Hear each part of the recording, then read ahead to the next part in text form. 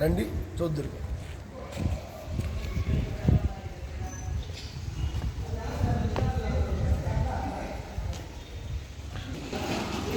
ఇది మన నూతన భవనం ఎంట్రన్స్ అండి. ఇది reception, meeting hall,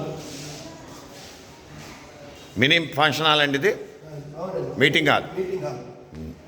meeting hall ఇది రిసెప్షను.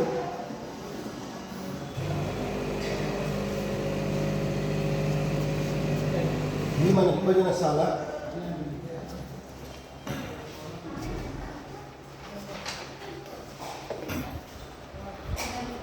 సుమారు రోజుకి ఎంతమంది భక్తులు వస్తున్నారండి భోజనాలకి? 200. ఎలా ఉన్నాయండి భోజనాలు? మీరు ఏ ఊరి నుంచి వచ్చారు? భోజనాలు మన ఇంట్లో లాగా ఉన్నాయా? ఏమ్మా పిల్లలు తినగలుగుతున్నారా? మన ఆరవేసి వంటల్లాగా ఉన్నాయా? ఏమేమి రకాలు పెడుతున్నారు? కుర్చీలు ఇస్తారా?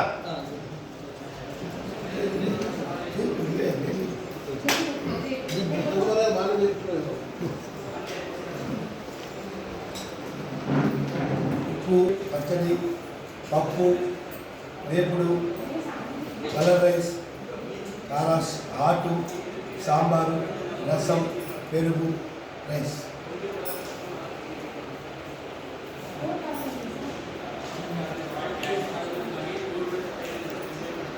ముందుగా ఎక్కువ మంది వస్తే చెప్పాలండి మీకు జనాభా ఎంతమంది వస్తున్నారని? అదే లేదు, 30 మంది వరకు అయితే చెప్పక్కర్లేదండి. 40 మంది దాటితే ముందుగా ఇంటిమేషన్ చేయాలి, ముందుగా చెప్పాలి.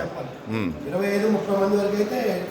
అంటే ఇప్పుడు మీ ఎన్ని సత్రాలు ఉన్నాయి? ఇలాగ మీ 5 బిల్డింగ్లు ఉన్నాయి. 5 బిల్డింగ్లు మీరే. అవును, 5 బిల్డింగ్లు, 120 రూములు ఉన్నాయి. 120 రూముల్లో ఎంతమంది రోజు అన్నదానం జరుగుతుంది? 250 మంది తగ్గరండి రోజుకి.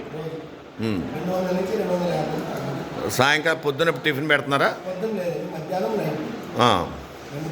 రాత్రులు ఏం పెడుతున్నారు?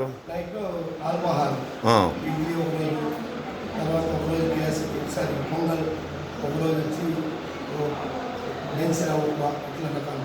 ఒకరోజు ఒక వెరైటీ ఉంటుంది. వారంలో 2 రోజులు ఇడ్లీ పెడతాం, 2 రోజులు ఉప్మా, ఒకరోజు పొంగల్. వేరే తల్లి నీ పేరేంటి? శ్రీజ. ఏ ఊరు? శ్రేయ. ఏ ఊరు నీది? హైదరాబాద్. ఏం చదువుతున్నావు? యూకేజీ. ఎలా ఉంది భోజనం? బాగుందా? నిజం చెప్తున్నావా? వీడియో తీస్తున్నా చెప్తున్నావా? బాగుందా? ఏమేమి తింటున్నావు నువ్వు? పప్పు బాగుందా? అన్నం బాగుందా?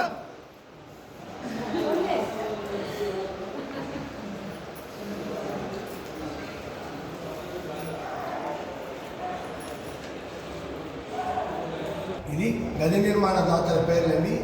రూమ్కు డొనేషన్ ఇచ్చిన వారి పేరు, వారి ఊరు, వారి గోత్రము ఇలా శిలాఫలకం పైన వేయించబడుతుంది ప్రతి రూముకు. ఇది మన నూతన భవనంలో గదులండి.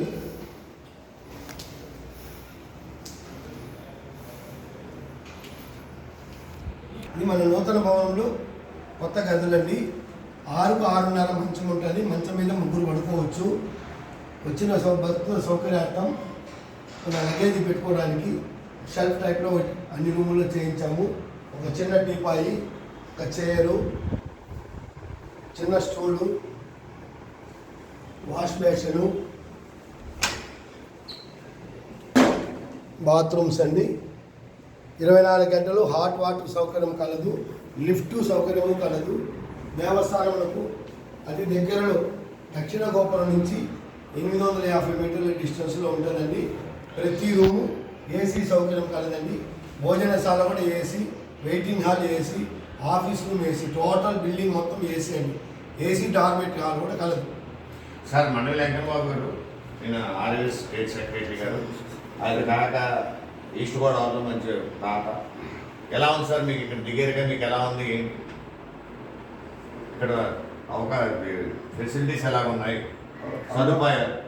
అరుణాచలంలో మన సార్ సప్తకుమార్ గారు కొత్తగా నిర్మించిన ఈ ఆర్యవైశ్య సోదరి చాలా బాగుంది.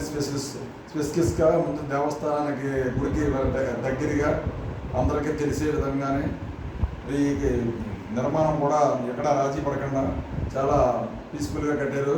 రూమ్స్ విశాలంగానే మంచం ఏంటి, కబోర్డ్ ఏంటి, బాత్రూమ్ ఏంటి అన్నీ కూడా బాగుంది. ముందు అన్నిటికంట ఇంత రెస్పెక్ట్ విధానం బాగుంది. మనకి ఏ విషయమే అడిగినా శిఖరం పడకుండా ప్రతిదీ కూడా మనం యాత్రకు వచ్చామంటే ఈ రూమ్లో మనం ఇక్కడికి దిగామంటే మనం వెళ్ళేదాకా మనకి ఏమి విషయం కావాలన్నా ఏదైనా సరే, ఈ చుట్టుపక్కల ఏమి కావాలన్నా సరే మనకి వెంటనే తెలియపరుస్తున్నారు. కాబట్టి ఇది మన ఆర్యవేశ మన స్టేట్ ఆంధ్రప్రదేశ్ రాష్ట్ర ఆర్యవేశ ఇక్కడ 8వ ఈసీ మీటింగ్ నిమిత్తం మాకు కూడా ఇక్కడ ఇచ్చి మాకు ఆతిథ్యం ఇచ్చి శుభ్రమైన భోజనం పెట్టి చాలా గౌరవ మర్యాదగా వినయంగా మనం రిసీవ్ చేసుకుని ఈ విధానం చాలా బాగుంది. మన ఆంధ్రప్రదేశ్ నుంచి ఏ యాత్రికులు వచ్చినా సరే ఇక్కడ బస్సు చేస్తే మనకి ఇబ్బంది లేదు. అదేవిధంగా ఏదైనా విషయాలు ఉన్నా state Aryavysya Mahasabha secretary Venkateswararao, MBR charitable trust chairman Ekarababu కూడా మీరేం అడిగినా మా దగ్గరలో మాది ఈస్ట్ గోదావరి, రాజమండ్రి. పూర్తిగా ఆర్యవేశ సంఘం ట్రెజరర్ గారు, మీరు ఇక్కడికి వచ్చారు కదా, అతిథి మర్యాదతో ఎలాగున్నాయి, ఎన్నో లోటుపాట్లు ఉన్నాయా ఆయన అడిగేది అది, మేము కూడా అడిగేది అది. ముఖ్యంగా మన అరుణాచలేశ్వరి గుడి దగ్గరగా ఉంది, వాకబుల్ డిస్టెన్స్, ఫుడ్డు, రెస్టారెంట్ మొత్తం బిల్డింగ్ అంతా కన్స్ట్రక్షన్ కూడా చాలా బాగా నచ్చింది నాకు. వచ్చిన వాళ్ళు అందరూ హ్యాపీగా ఫీల్ అయ్యి వెళ్తున్నారు, అంతా బాగానే ఉంది. Excellent, extraordinary.